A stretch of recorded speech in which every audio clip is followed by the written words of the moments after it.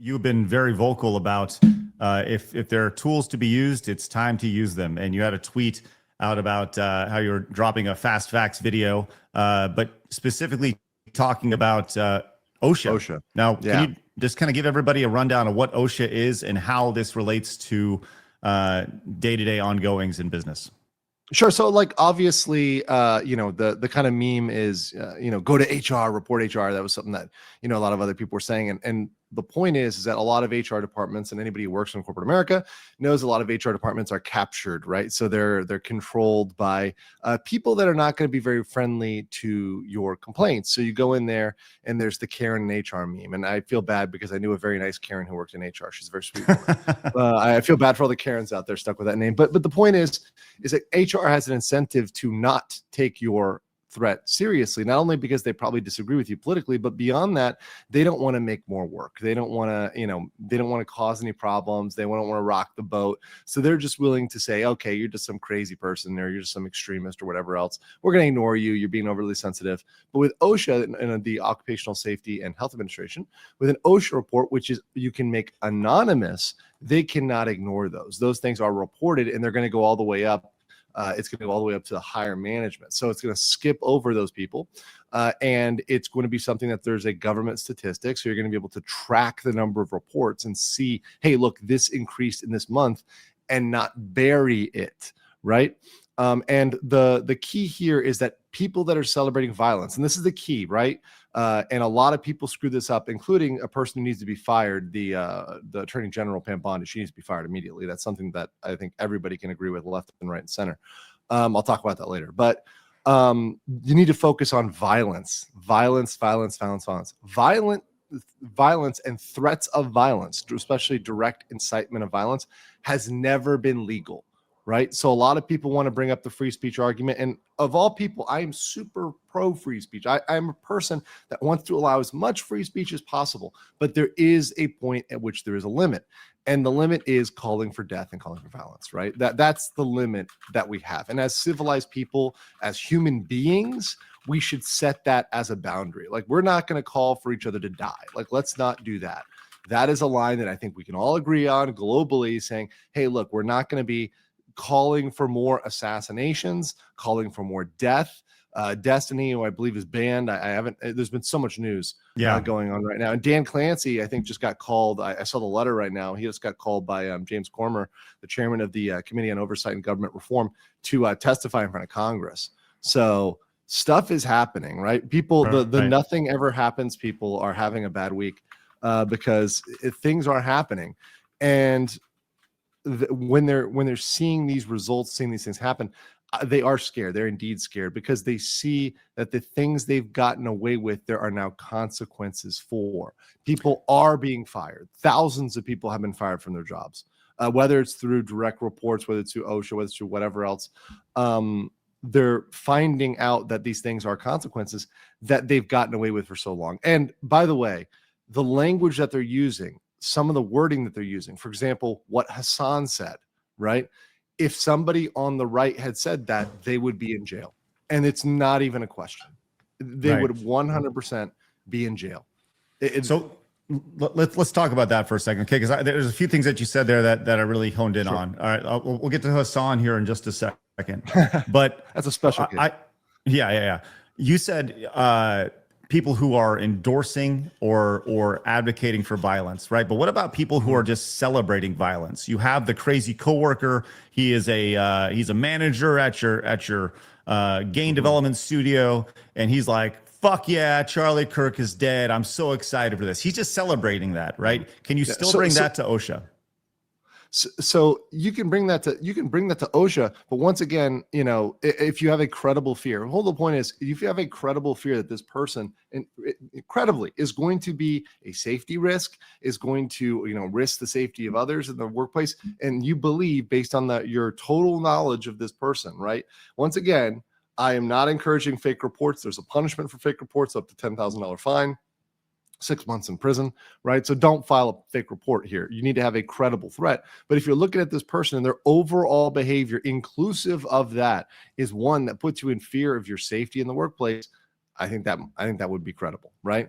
Versus if you're looking at a person and they're saying like, I'm not sorry about this or whatever else.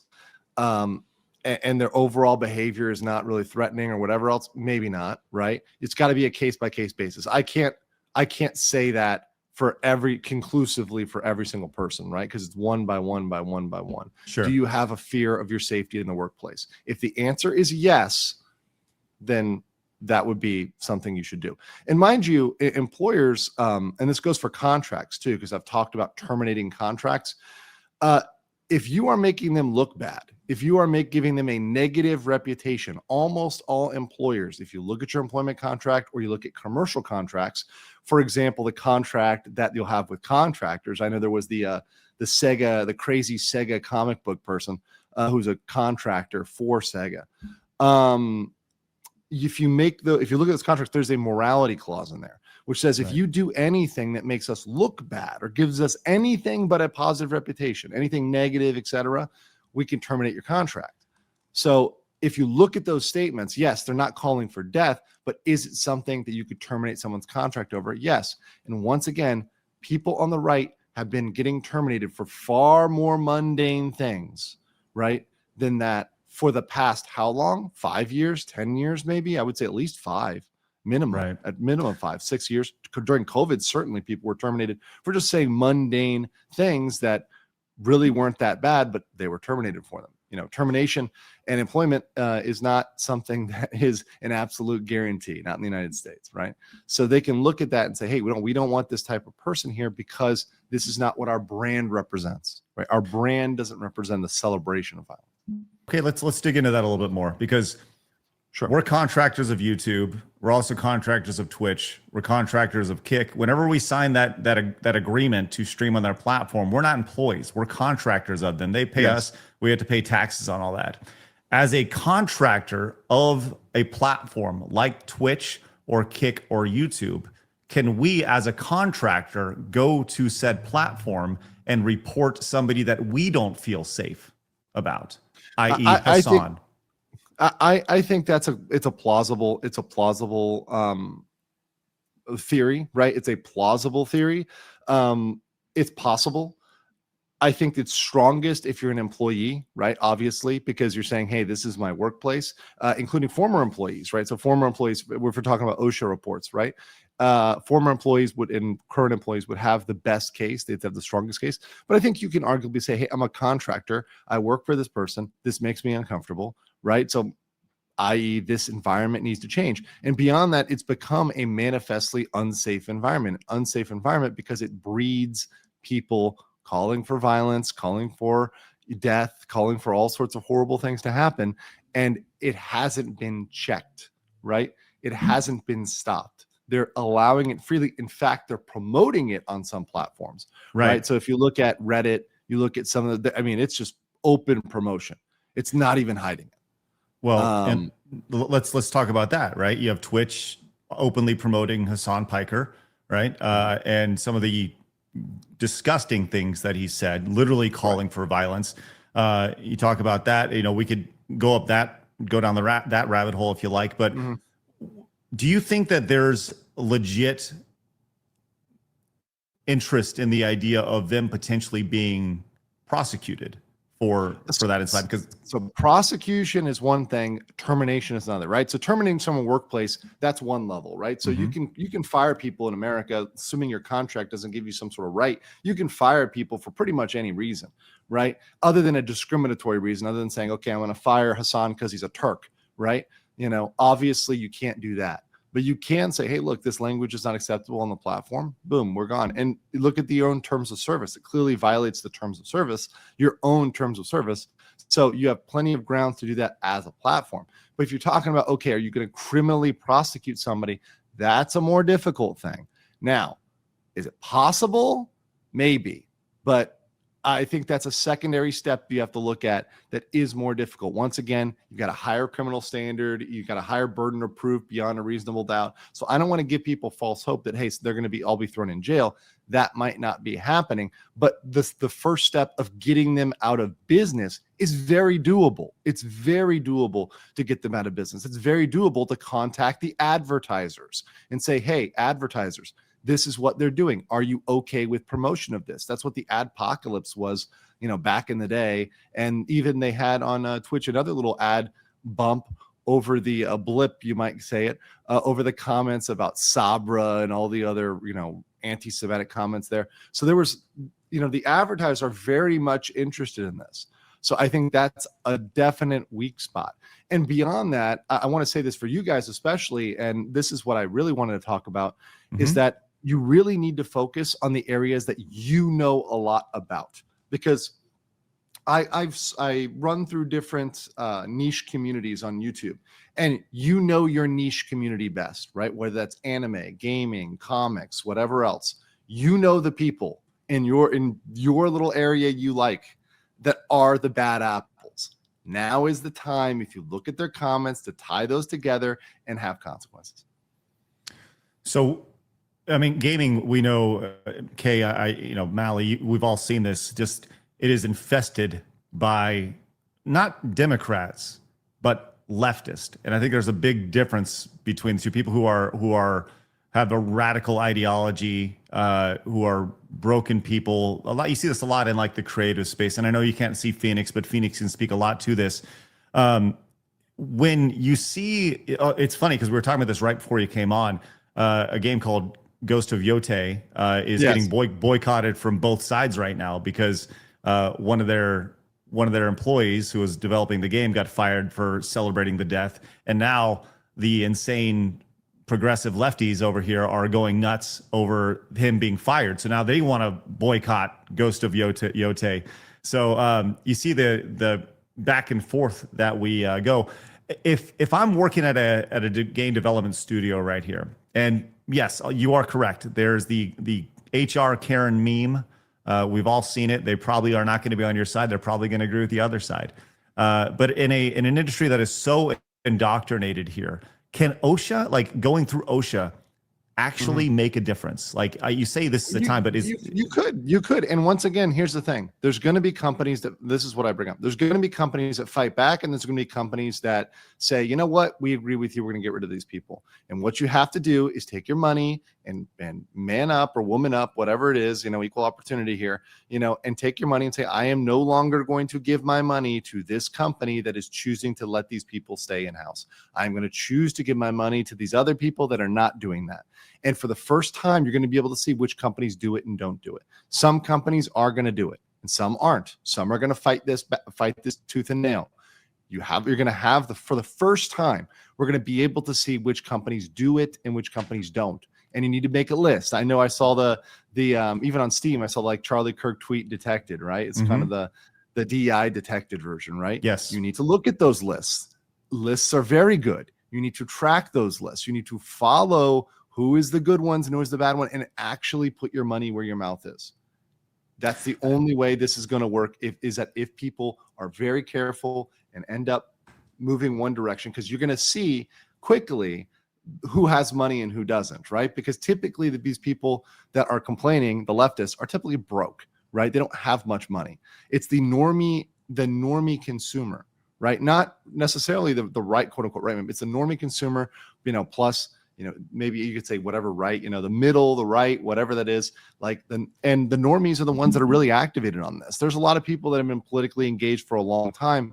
They're politically engaged already on the right and the left. What the Charlie Kirk incident, and this is what people underestimate, what it woke up is the normie, right? The person who wasn't really paying attention and wasn't really engaged, and now realized, oh, wow, right? And not just Charlie Kirk, Irina Zarutska as well, right? Those incidents within 1 week woke up a lot of people who are like, wow, this could be my daughter and this could be me, right? Or this could be my sister and this could be me, right? Right. And that's the powerful part. That's what a lot of people, especially because we're all online. So we are online people. We think the online world is one thing, but it's the normal person, the person that's at your local coffee shop, the person that's out there at your job. Those people are now scared. And that is the real power here. And that's a moment that if we let this pass and we do not take action, it's a squandered moment. So how long do you think we have? What's the window right here that we I have? think the window is about a month or two to take serious action, and that's why I say we have to have the right people making the right decisions. Right? I saw stupid Bondi making comments about hate speech, which really isn't a thing. It's about violence. Right? Right. You got to make sure we got the right people that are doing the right things in the right places. Right? And you have to make sure that they are using the right tools. Right? So, I'm all for Antifa being designated as a terrorist organization, but it needs to be done in the right way. There's a right and a wrong way to do that. And they need to make sure that the powerful institutions like media are checked. And we've already started to do that. There's been defamation lawsuits. Sorry, guys. No worries. There's been defamation lawsuits that are already coming after fake news. I covered the Nichols case, Nichols versus Cat 10 Barge. And they're already going after them for, and this is before Charlie Kirk, they've been going after news for just reporting BS, for making stuff up. But we're seeing now, people are seeing how the media is just lying. They said Charlie Kirk was some bigoted, racist, white supremacist, far right, Nazi, etc. And just that's not true. None of that was true. Right? He was the most normie, vanilla conservative out there. Right? It was just like your grandpa's politics or your uncle's politics or something like that. Not the crazy stuff. He was not Fuentes. He was not someone who's out there on the extreme. He's just a normie. Right? And that's what they see the media lying and saying this. They're like, this isn't that weird. And they looked him up and they looked up what he says. It's like, this is not crazy. Right? And that really deeply disturbs a lot of people, particularly, like I said, normal, average, everyday Americans.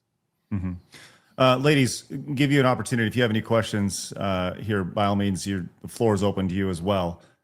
Come to you in just a second. Mally, you got anything you'd like to ask or comments? Okay. Kay? No, I think it's a lot of information. It's good.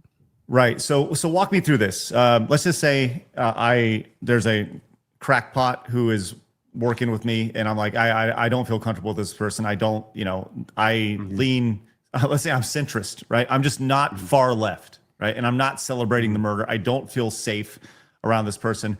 Walk me through what it looks like when I go to OSHA and report an OSHA violation. Walk me through that. Here's another, and there's a lot of different steps. OSHA is just one tool. So I like to say that's like a tool in your toolbox, but don't let me try to represent that that's your only tool. You can use a combination of all the tools. We can walk and chew bubble gum at the same time, right? Unless you're in Singapore, that's illegal. But that said, you're there, let's say you have an employee that you think is unsafe. You could do all the above. Your corporation, if you work at a large corporation, has a hotline for this sort of thing. So you can contact your corporate hotline. Let's say you worked at an Amazon, right? With the parent company of Twitch, right? You can call the Amazon hotline, the specialist hotline, and do that, right? So you'd call the hotline, try that one, then also submit the OSHA report. And then you might walk in the HR director's office if you're bold enough and if you want to do this and if you're not afraid, right, of you're not afraid of your anonymity being exposed, etc. You could also walk into the HR office and say, I've submitted an OSHA complaint. I expect this to be, to be moved upon, right? And, do all three, right? If you wanted to. You can also, once again, contact the advertisers, contact people that are involved in this. It depends on what your stance is with the company. Are you willing to leave them? Are you willing to depart with them? How do you want to do this? But I would say, the problem with most employees is they want to keep their head down. That's why they haven't spoken up, is because they share these values, but they just want to keep getting paid. They don't want to lose their job over this. And we saw the instance with the nurse that was fired by the doctor. Then ultimately she got her job back and the doctor left the job over the Charlie Kirk speech, right? She was like, this is wrong. She was fired, right? The doctor fired her and then she got hired back later due to the backlash and due to the problem. So it depends on your stance, but I would take a multifaceted approach. I would call a hotline. I would submit the report and I would go into HR, right? You can do all of those things. And if you really want to leave, okay, leave, right? You can still submit the OSHA report. You can leave. You can contact advertisers. You can contact the contractors, anybody. And that goes, by the way, that goes both ways. If you have a company and you're providing a service, right? Let's say you're providing the janitorial services to Twitch. You can say, hey, look, I'm triggering my contract morality clause, and we're going to break this contract because you guys can clean up your own shit at Twitch. We're not going to do it for you anymore, right? Because you're janitors, right? So, you can break those contracts, and you will see. And this is what I talked about with Amazon. They have a bunch of big contracts with the DoD and the Department of War, right? And this, CIA, a bunch with the GSA, the General Services Administration. All of those contracts we can break. Trump threatened Elon. If you remember this correctly, threatened SpaceX contracts over a little disagreement about taxes. Trump's like ego being hurt. And once again, it's not a positive thing. I'm just saying Trump and Elon, like their egos being hurt was enough. This is way more. This is an assassination and a cold-blooded death on a train, right? A cold-blooded killing on a train, right? Way more than just two egos battling here. Right. So there's way more than enough justification to terminate these contracts saying, hey, look, Amazon, we're not going to, you're supporting Twitch over here, which has all this hate speech. That's your subsidiary, right? Because once again, Twitch is owned by Amazon. We're going to terminate these billions and billions of dollars of contracts. And Hassan is not worth billions and billions in contracts. Okay. He's not. He doesn't bring in that a lot of money. Twitch is not that profitable. Right. So if you really look at this, they've got an incentive if you've got the strength, we'll call it courage, to take those bold actions and say, we're willing to do this. We're willing to push that line to get this fixed. Realistically, and you have your tweet up here talking about this in particular, that you said the Department of War and other government agencies have massive contracts with Amazon. If the U.S. government was to even threaten the loss of those contracts to Amazon, how, number one, are there alternatives that can match Amazon's output for whatever it is that they're offering? Well, I think that's the thing. Obviously, Amazon has the scale, right? Right. Some of them have alternatives, right? Some of them do have alternatives. Some of them would be hard to find a competitor, right? I'm not saying that Amazon is the only one. There definitely are other options, but at a moment's notice, no. Right. But there are some of those contracts they can say, hey, we're going to just go to your competitors. Right. We're going to go to somebody else. We're going to go, instead of going to Amazon Business, we're going to whatever other competitors they have. Right. You are very correct, though, that yes, at a moment's notice, will they be able to do that? No. But if they're thoughtful about it and they prepare, it's possible. And once again, you don't need to go for all the contracts. Just pick one. Pick one. Right? A $1 billion contract. And you say, we're going to terminate this one contract, right? That's more than enough to wake Jeff Bezos up and get him to shake things up, right? And he's been trying to play chicken with a head in the sand, saying he doesn't know. That's why Elon tagged him. Because I've said this in one of my tweets, got circulated. All the rich people have each other's numbers. I wouldn't be surprised if Elon's called him. Elon's people have called Jeff's people, right? Jeff knew. But publicly, he did it on Twitter so that Jeff can't pretend he doesn't know. Can't say, okay, I don't know, right, at all. Oh, I had no idea this was going on at Twitch, right? Which was plausible before. It now is not plausible. And when they're called, it certainly won't be plausible after he's called before Congress, right? Right. So after he's called before Congress, there's no way, Dan Clancy gets up there and talks about it. Then Jeff Bezos can't pretend, oh, I had no idea this was going on. Oh, how horrible this is. No, you knew Jeff, and you had the power to do this at any time. He's the executive chair of the board. He's no longer CEO, but he's the executive chair and the largest shareholder. He can just say, get this done, and it's done. Right? It's done like this.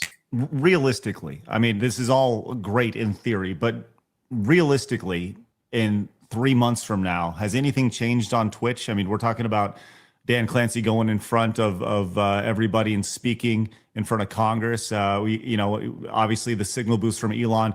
Do you realistically think anything will change on the Amazon-owned Twitch? I mean, once again, we'll see what happens, but I certainly think that the pressure is there. I mean, once again, I cannot predict the future. I cannot say I'm no oracle here, right? But if something doesn't happen now in the next couple months, when is it going to happen? What is it going to take? How much blood needs to be on Twitch's hands before something happens? How much? That's the question. Do we need more? Because we already have it, right? The deeper, and and same for a lot of these platforms, Reddit, Discord, etc. How much do we need? Do we need more things to happen? I don't want that to happen. I don't want that to be the case. I think this is enough, right? I think it is enough. However, if it doesn't get stopped, mark my words, more will happen. Okay? Because the incentive for these people, for all of these people pushing this death glorifying speech, is to become more and more extreme.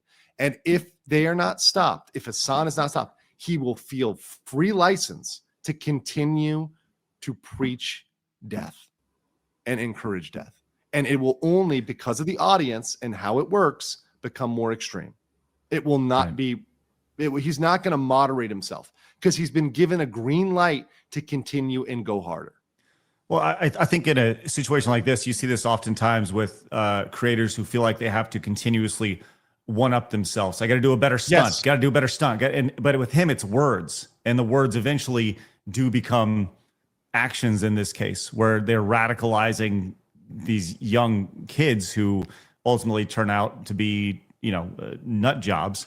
So yes, eventually at a certain point, he is cultivating an audience that will eventually eat him, in so many words, because he's not radical enough. Correct. That's exactly right. It's the Mr. Beast effect, right? You got to up it constantly because you're trying to, impress that audience. And that's even when I come in Johnny Somali. That's the thing in that loop too, with the IRL streamers. They constantly have to keep one-upping themselves by doing horrible things until the point of which they did stuff that was illegal, right? They constantly have to do that due to the nature of the audience. That's just how it goes. Unless you've found something that's a hard line and you've set a line for yourself and you haven't crossed that line, it's you keep pushing the boundaries. You're like children, right? Children they're adult children. I mean, Hassan is an adult child, right?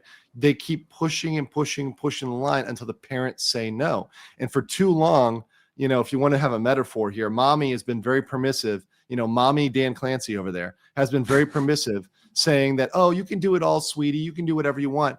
But, daddy needs to come home. And I'm using the old reference. I don't support corporal punishment, but sometimes you need to, whip out the belt, and give you a little spanking. And that needs to be a legal spanking, right? Because at this point, there needs to be a consequence. If they do not feel that consequence, if there's not some sort of punishment, they will continue to push that more and more and more. And people will be radicalized to do more and more and more. One of these people that's out there calling for death. I mean, I saw that video of a woman saying, oh yeah, we need more assassinations. We need this to happen all the time, right? We need assassinations to become regular. They are not kidding. They are serious. And unless there are strong consequences for this, it will be incentivized and it will happen more. You used your analogy of mom not having any discipline. I've always said I grew up and I had a grandpa. There are by the way, let's be very clear. There are strict moms out there. I love you, moms. They're all good. They're strict moms. It's just a metaphor. Okay. Well, yeah, for sure. My metaphor is I in real life, I had a grandpa. Whenever I was out of line, he'd whack me on the back of the head and be like, "You're being an idiot." And I feel like there's a lot of kids who don't have that grandpa, don't have that dad, don't have that mom telling them, hey, stop being such a clown, have a little respect for yourself. And there's no consequences for their actions. This is the lack of consequences they are now seeing the lack of consequences that they've not had their entire life show up in their face. And that's why people are getting fired from their jobs, having consequences for the first time, which is why they're so shocked that something is actually happening right now. So because they've never seen it before. And that's the shocking thing right now. The real, and you're seeing it once again, this is the white pill. You're seeing them for the first time be afraid. That's never been true before, ever. They're experiencing the thing on the left that people on the right have experienced for the longest time, where we have to speak in coded speak. We have to be very careful and articulate about what we say. We have to, be very precise with our language. And by the way, we should continue to do that.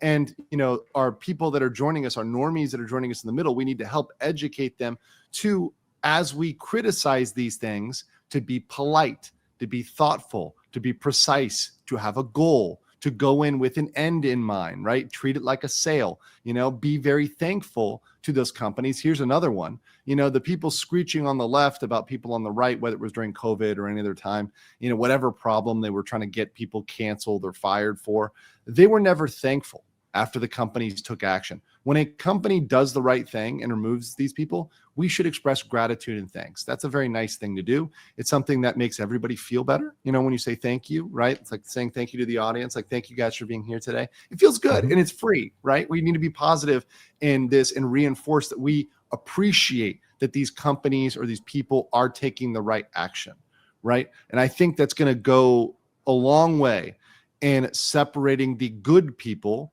the good non-death worshipers, right, from the bad people.